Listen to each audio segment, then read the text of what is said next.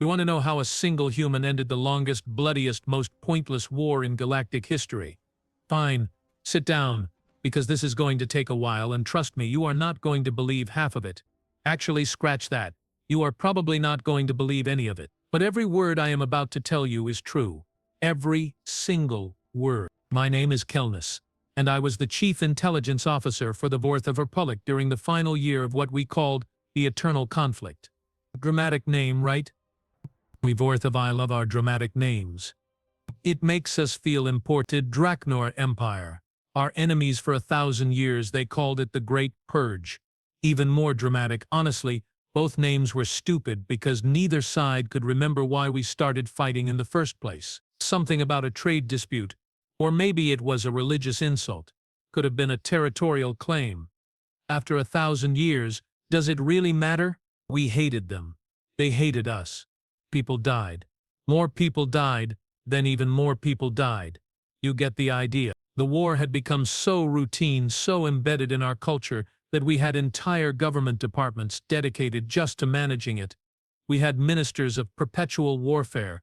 We had committees for sustained hostilities. We had schools that taught children battle tactics before they learned basic mathematics. It was insane looking back. But when you are born into madness, you do not realize it is madness. You just think it is Tuesday. I was good at my job. Too good, probably. I could smell a Draknor spy from 3 sectors away. I had prevented 17 assassination attempts, foiled 34 sabotage operations, and personally interrogated over 200 enemy agents. I knew every trick, every tactic, every method the Draknor used. I was, without any false modesty, the best intelligence officer the Republic had ever produced, which is why it is so deeply, deeply humiliating that I did not see him coming. The human, Finn Cross. Now, let me explain something about humans. Most species in the galaxy had heard of them by that point.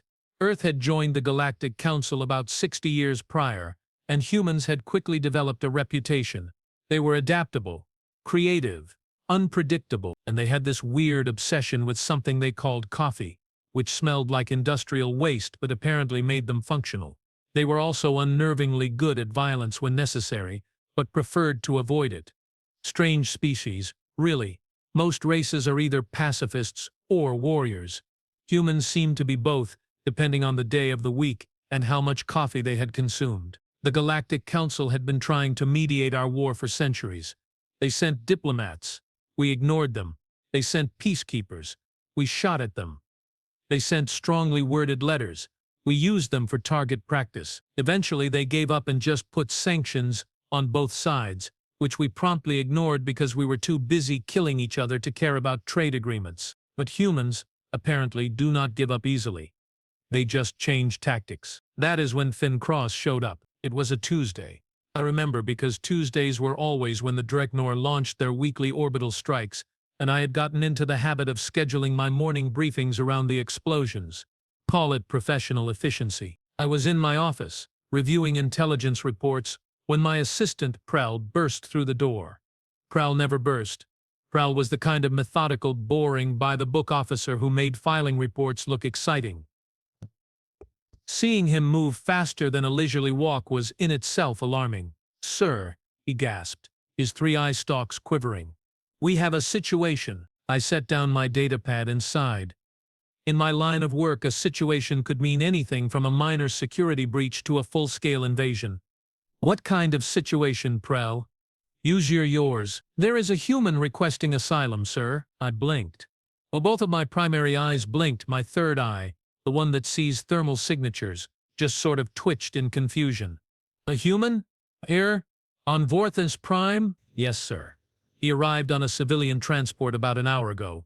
He claims he is a defector from Earth Intelligence Services and has critical information about Draknor operations." Now that was interesting.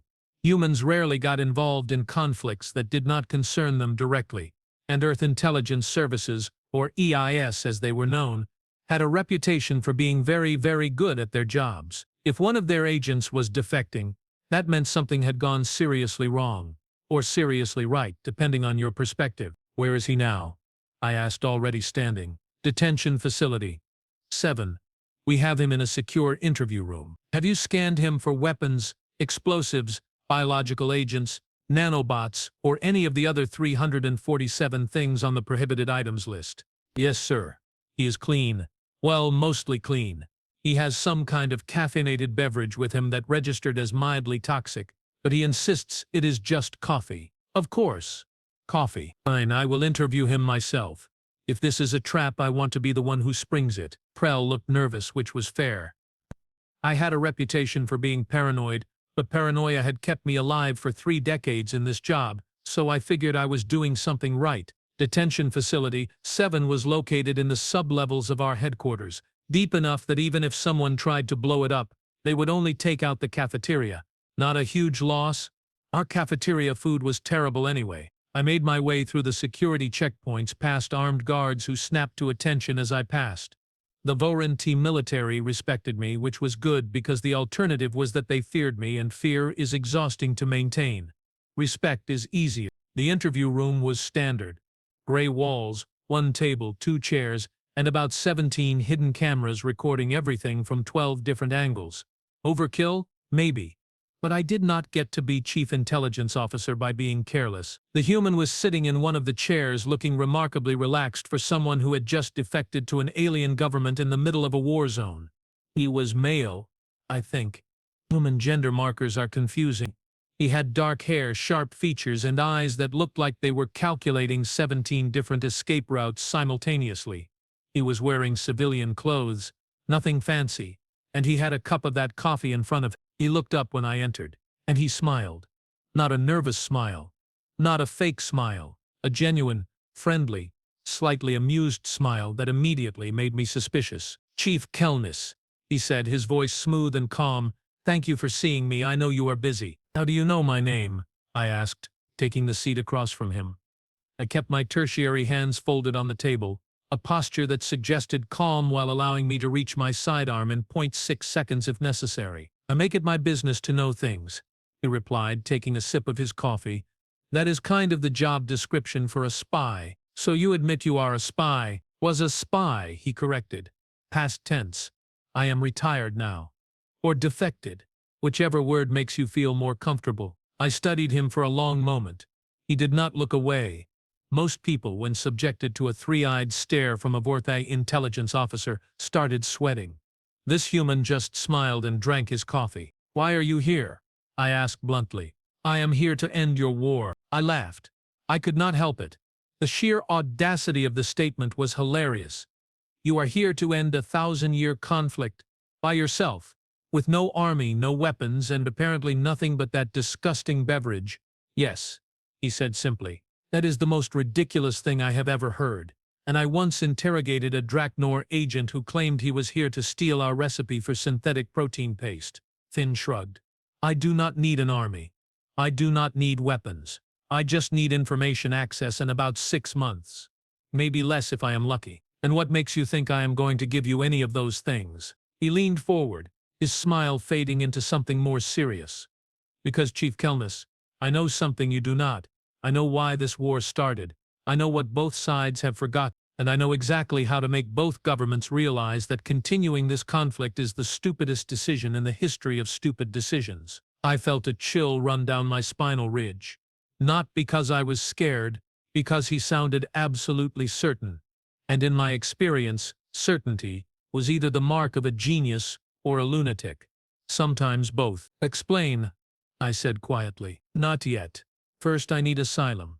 I need official protection from both Vorenthi and Draknor retaliation. I need access to your historical archives, and I need you to trust me." "Trust is earned, human." "Fair. Then let me earn it. Ask me anything about the Draknor Empire, their military structure, their intelligence operations, their leadership, anything. If I can prove I have information you do not, will you consider my request?" I thought about it. Information was currency in my world. And if this human actually had intelligence on the Draknor that I did not, it would be valuable. Even if his plan to end the war was nonsense, having another source on the enemy was worth the risk. "Fine," I said. "Tell me about General Vorenthi. He is the current Supreme Commander of Draknor military forces. What do you know about him?" Finn did not hesitate. "Vorenthi, age 73 standard years, born on Draknar VII, Third Moon Colony, rose through the ranks during the Siege of Thalron, where he distinguished himself by holding a position for 6 months, with minimal resources. He is a tactical genius but has one major weakness, which is his daughter, Chief Kelnis. She is currently serving on the front lines, assigned to the 42nd Strike Battalion. She has been pushing for peace talks for the last 2 years, which has caused significant friction between her and her father.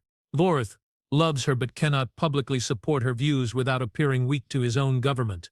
I felt my skin plates tighten. That information was classified. Highly classified. Our intelligence on Chief Kelnis was limited, and the fact that she was advocating for peace was something we had only learned 3 months ago from an intercepted communication. How did this human know? How? I demanded. I told you. It is my job to know things. Or it was. He took another sip of coffee. I have files on over 400 Draknar officers, civilian leaders and key personnel. I have intercepts of communications, analysis of their military strategies, and detailed profiles on their political factions. I have spent the last 5 years studying both sides of this war, and I have come to one very clear conclusion, which is, you are both idiots. I should have thrown him out. I should have had him arrested, scanned, interrogated, and then thrown out. But instead, I found myself laughing again, because he was right. We were idiots. We had been idiots for 1,000 years. All right, human, I said, standing up. You have my attention. I will grant you temporary asylum while we verify your information. If it checks out, we can discuss your plan.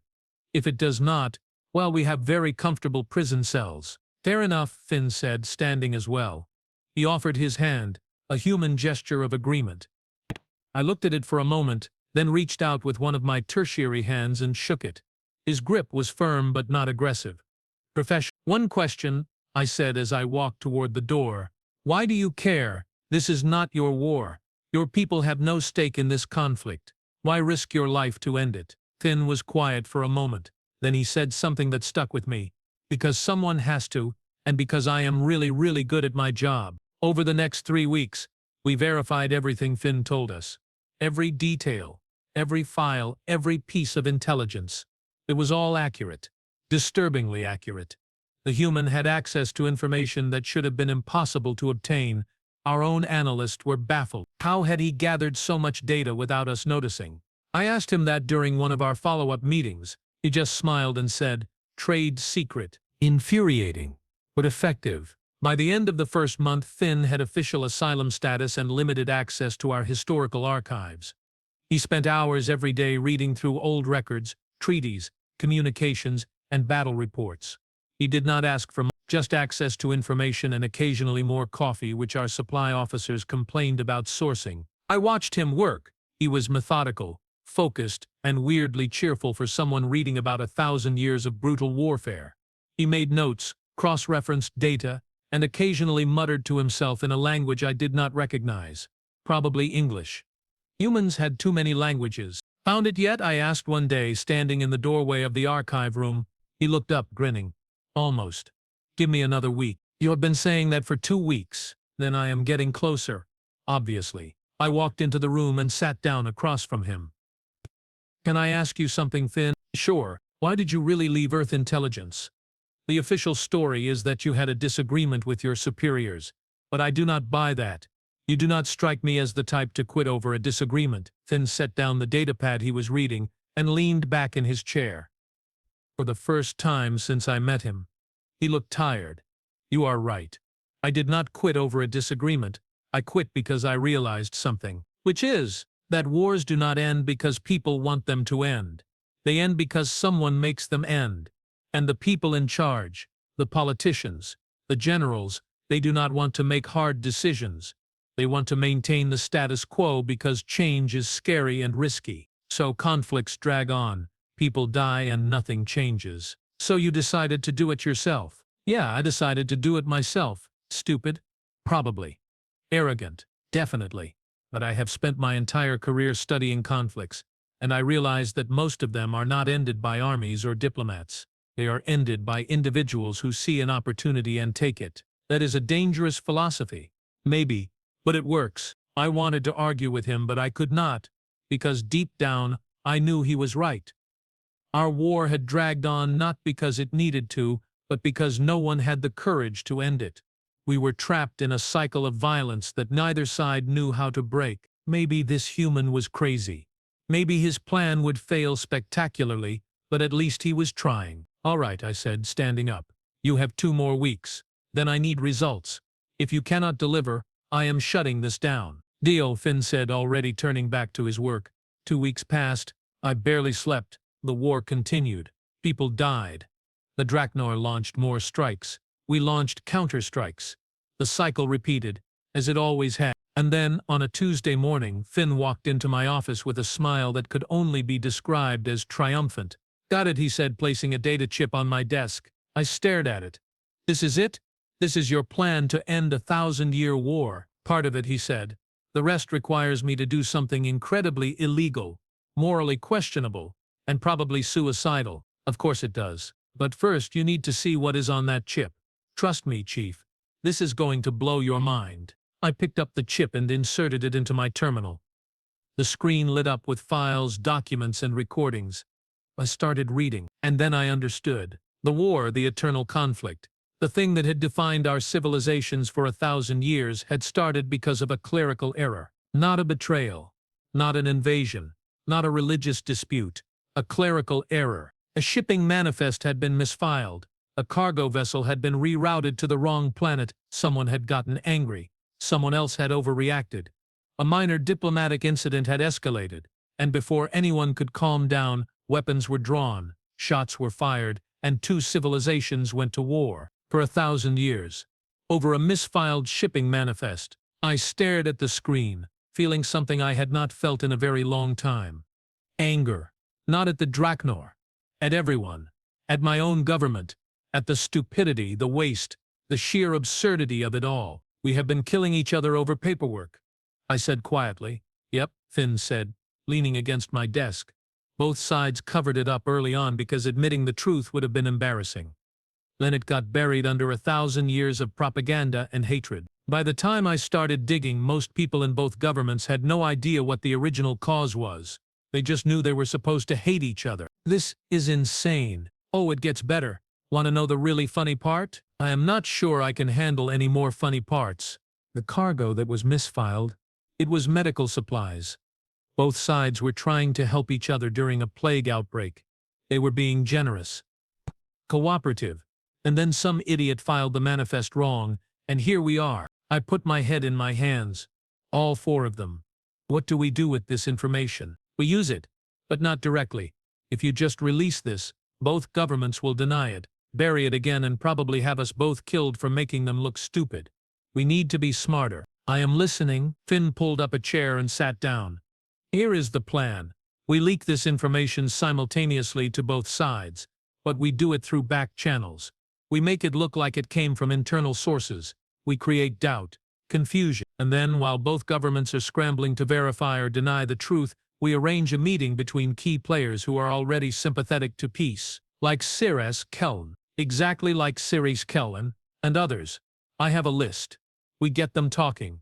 We show them the evidence, and we let them make the decision to end this. That is a terrible plan. You have a better one?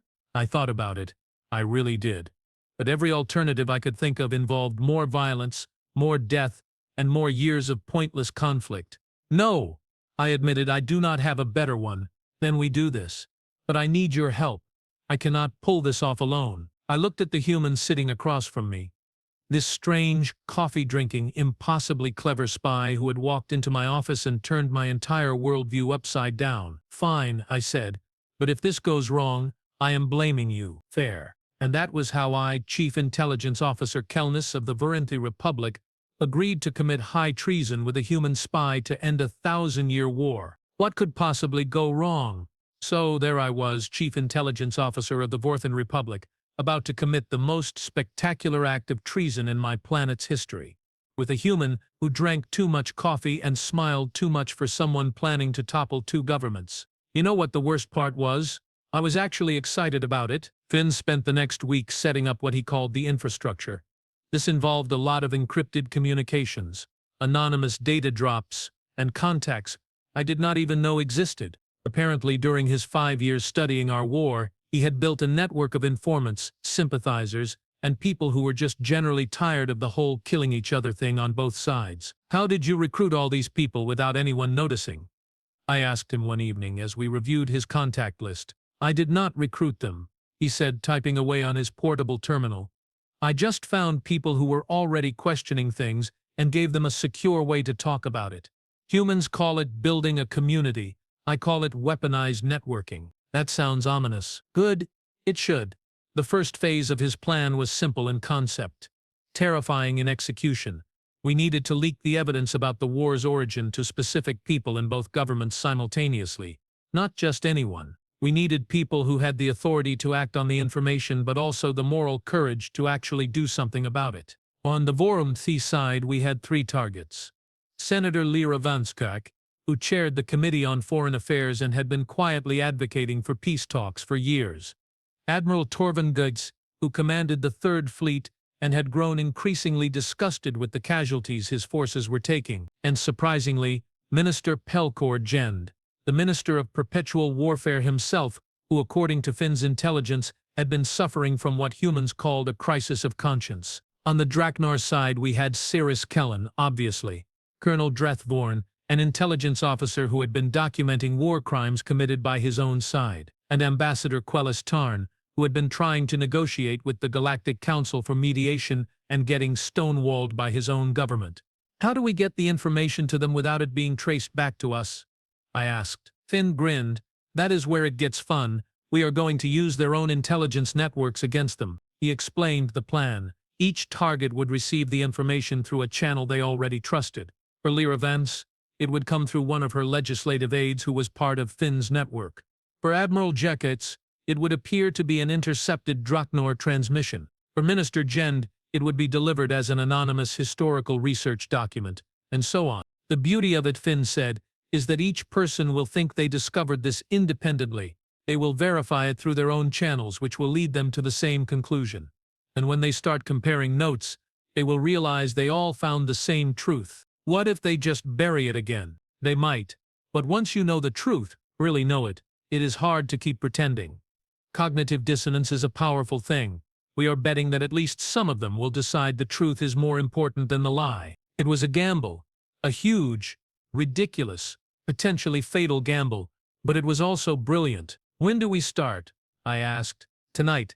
Get some sleep, Chief. Tomorrow is going to be interesting. I did not sleep. How could I? I was about to betray everything I had sworn to protect. Except, was it really betrayal if I was trying to save lives? If I was trying to end a pointless affair? Philosophy was never my strong suit. The drops happened at exactly midnight, coordinated across both Vorthe and Draknar territories. Finn had timed it perfectly so that each target would receive the information at the same moment. 6 people, 2 governments, 1 truth. Then we waited. Waiting is the worst part of intelligence work. You set things in motion, and then you just sit there hoping nothing explodes. Literally, in this case, the first response came 18 hours later. Senator Lyra Vance requested an emergency meeting with the Historical Archives Department. She wanted to verify records from 1,000 years ago. That was good.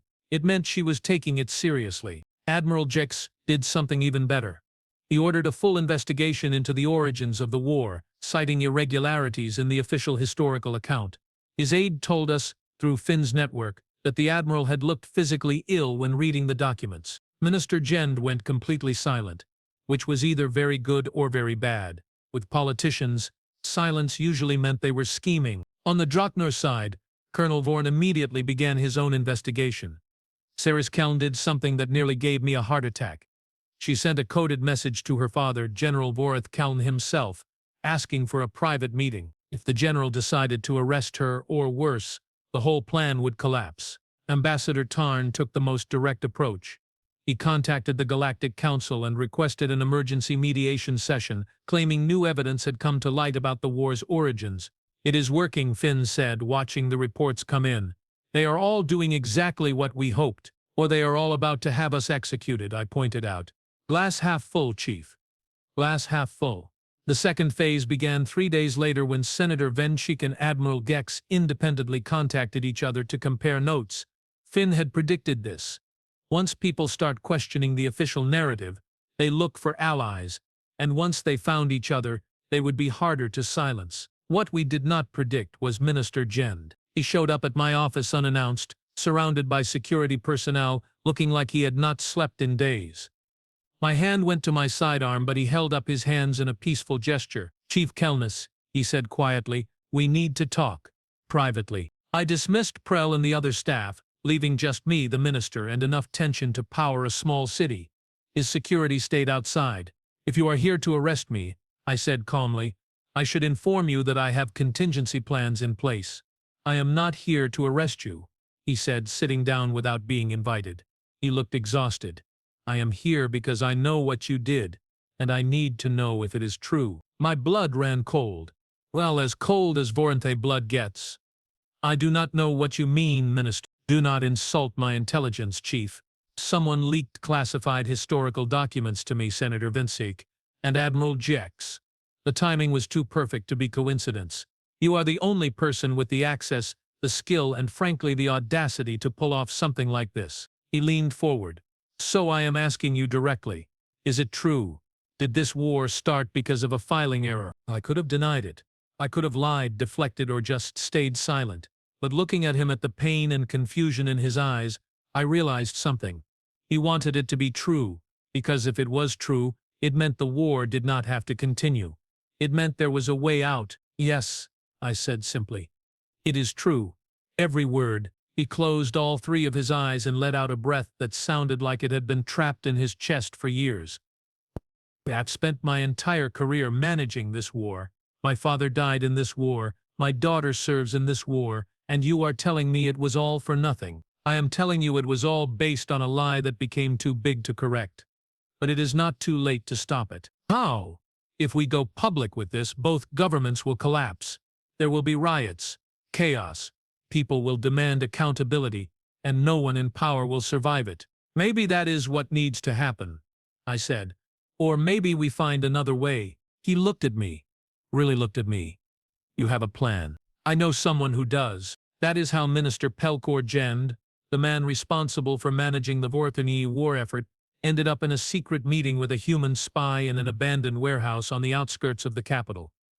Finn had chosen the location because it was old, unsecured, and had 17 different escape routes. "Paranoia is a lifestyle." "This is your mastermind?" Gend asked when he saw Finn sitting at a makeshift table drinking coffee from a thermos. "He looks barely old enough to enlist. Humans age differently," I said. "Trust me, he is competent. Competent enough to end a 1,000-year war." "We are about to find out," Finn said cheerfully. "Minister Gend, thank you for coming. Can I offer you some coffee?" What is coffee? "Never mind.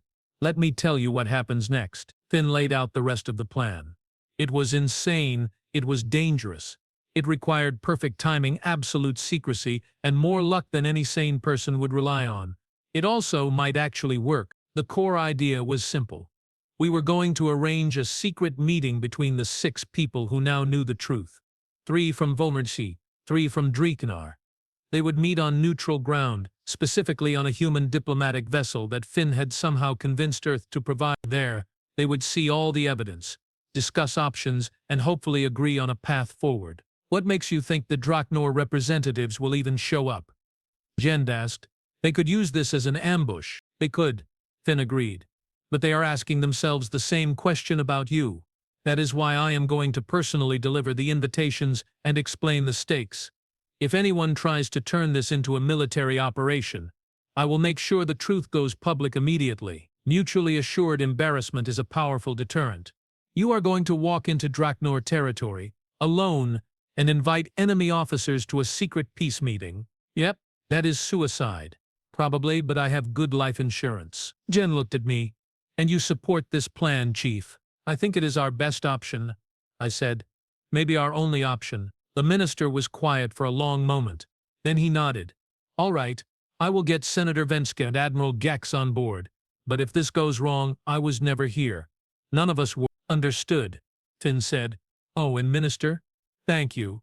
I know what this cost you." Gend stood up. looking older than when he had arrived. If this works, human, you will have saved millions of lives. If it fails, we will all be executed as traitors. Either way, history will remember this moment. Let us try for the first option, Finn said. After Jend left, I turned to Finn. When are you leaving for Draknor space? Tomorrow morning. I already have a ship lined up. Small, fast, and very illegal. You know, they might just kill you on sight. They might. But they might also be curious. And curiosity is a powerful motivator. He paused. Besides, I am bringing insurance. What kind of insurance? The kind that ensures if I die, every major news outlet in the galaxy receives a full copy of the historical records. Both governments will be exposed, and there will be no way to contain the fallout. Mutually assured embarrassment, I said, remembering his phrase. Exactly. It is not elegant, but it works. I should have tried harder to stop him. I should have found another way, but I did not, because he was right. This was our best chance, maybe our only chance. Finn left the next morning on a beat-up cargo hauler that looked like it might explode if you looked at it wrong. They watched his ship disappear into the sky and thought about all the ways this could go catastrophically wrong. Then I got back to work. While Finn was risking his life in enemy territory, I had my own job to do. I needed to make sure our 3 representatives were prepared for the meeting and that we had contingencies in place if things went sideways. Senator Venskok was the easiest to convince. She had been advocating for peace for years, and learning the truth about the war had only strengthened her resolve. This is our chance to end the madness, she told me during a secure call. I will be there. Admiral Jix was more complicated. He was a military officer. He understood chain of command, duty, and honor. What we were doing violated all of those things, but he also understood the cost of war.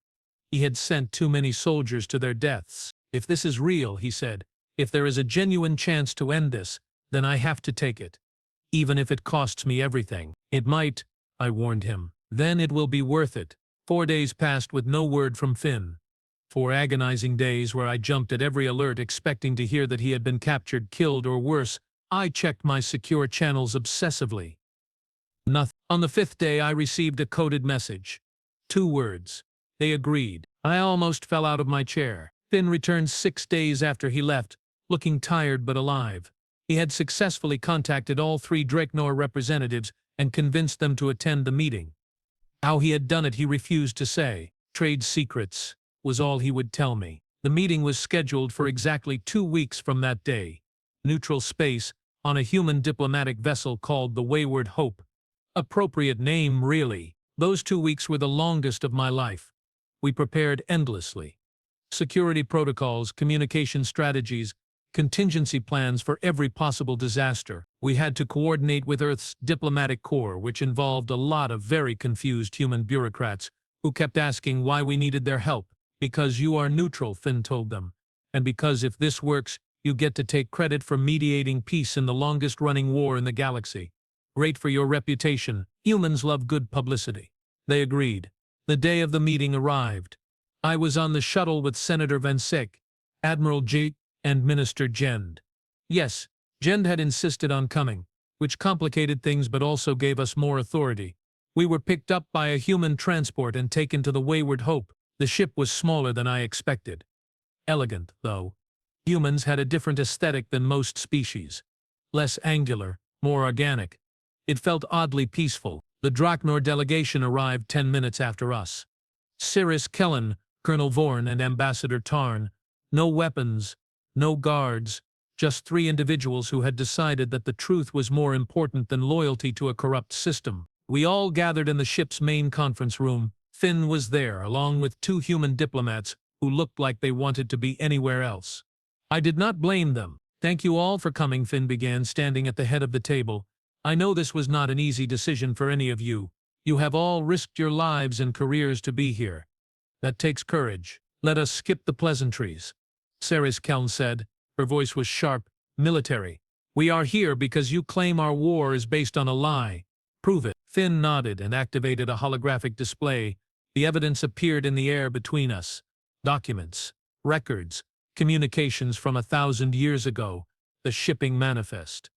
The misfiled cargo, the escalation, everything. We watched in silence as 1,000 years of history unraveled before our eyes. Every piece of propaganda, every justification, every reason we had been given for why we had to keep fighting. All of it traced back to one stupid, preventable mistake. When the presentation finished, no one spoke. The silence was heavy, suffocating. Finally, Ambassador Tarn said what we were all thinking. We have been killing each other over paperwork. Not just paperwork, Colonel Vorn said quietly. So we have been killing each other to avoid admitting we made a mistake. Every generation doubled down on the lie rather than face the truth. And now here we are. Millions. Dead. For nothing. So what do we do now? Admiral Gex asked. We cannot just go home and announce that the war is over. Our governments will never accept this. You are right, Finn said. They will not accept it if we tell them, but they might accept it if we show them they have no other choice. He explained the final phase of the plan. We, the 6 of us, would draft a joint statement. It would lay out the truth, provide the evidence, and call for immediate ceasefire negotiations. We would release it simultaneously through official and unofficial channels, news outlets, military networks, civilian broadcasts, everywhere. The key, Finn said, is that it comes from all of you. 3 high-ranking Vorenthi officials and 3 high-ranking Draknor officials speaking with one voice. That makes it harder to dismiss as propaganda or treason. It becomes a legitimate call for peace. They will still try to silence us, Saris Keln said. Probably, but once the information is public, it is too late. The people will know, and people, once they know they have been lied to, tend to get angry. Very angry. Minister Jend smiled grimly. You are betting that public outrage will force our governments to negotiate. I am betting that people are tired of dying for a lie, and that given the chance they will choose peace. We spent the next 6 hours drafting the statement. It was brutal, honest work. Every word mattered. Every phrase had to be perfect. We argued, debated, and compromised. Vorenthi and Draknor working together for the first time in 1,000 years. When we finally finished, Senator Vensic read it aloud. It was powerful. It was damning. It was true. If we do this, Colonel Vorn said, there is no going back. Then we do not go back, Admiral Jex replied. We go forward. We all signed it. 3 Vorenthi signatures, 3 Draknor signatures, and at the bottom as a witness, 1 human signature. Thin cross. The statement was released at exactly noon, Galactic Standard Time. Within minutes, it was everywhere. News networks, social media, military channels. You could not escape it. The reaction was immediate and explosive. On Vorthis Prime, there were protests in the streets within hours. People demanding answers, demanding accountability. The government tried to spin it as enemy propaganda, but with Minister Jenda's name on the document, that excuse fell apart. On Draknor it was even worse. General Vorenthi Keln issued a statement calling for his daughter's arrest, but his own troops refused to carry out the order. They had read the statement. They knew the truth, and they were done fighting. Within 48 hours, both governments announced emergency sessions. Within 72 hours, both sides agreed to a temporary ceasefire while they verified the historical claims. Within a week, the truth was undeniable. The evidence was too overwhelming, too well documented. The war had started because of a clerical error. Everything after that had been pride, propaganda, and cowardice. The ceasefire became permanent. Negotiations began. It took months to work out the details, to establish borders, to create frameworks for peace. But it happened. The eternal conflict ended. Not with a final battle, not with a dramatic last stand. It ended because 6 people decided the truth was more important than the lie, and because 1 human spy refused to accept that wars were inevitable. Minister Jend lost his position, obviously. So did most of the leadership on both sides. But he was not executed. Neither were any of us. The public would not allow it. We had become heroes, in a strange way. The traitors who told the truth. Senator Venska became the lead negotiator for the peace treaty. Admiral Jex retired and started teaching military history with a focus on preventing future conflicts. Sateres Keln and her father reconciled, though it took time. As for me, I am still Chief Intelligence Officer. Turns out even in peacetime, someone needs to keep track of what is happening. But now I am tracking potential trade agreements instead of military strikes. It is boring. I love it. And Finn, He disappeared about 3 months after the statement was released. Just vanished. No goodbye, no explanation. One day he was there, the next he was gone. Very spy-like of him. I received one message from him, delivered through an encrypted channel. It said, "Told you it would work. Thanks for trusting me. Yes. You should try coffee. It is not as bad as you think." I did try coffee, actually. He was wrong. It is exactly as bad as I thought. But he was right about everything else. A single human spy ended a 1,000-year war without firing a shot. He did it with information, timing, and an absurd amount of confidence. And the galaxy is better for it. So yes, I helped commit treason. I betrayed my government, violated my oath, and risked everything I had worked for. And I would do it again in a heartbeat. Because sometimes the right thing to do is the most illegal thing to do, and sometimes you just need one person crazy enough to try. Cross was that person, and I was lucky enough to help him change history. Not bad for a Tuesday.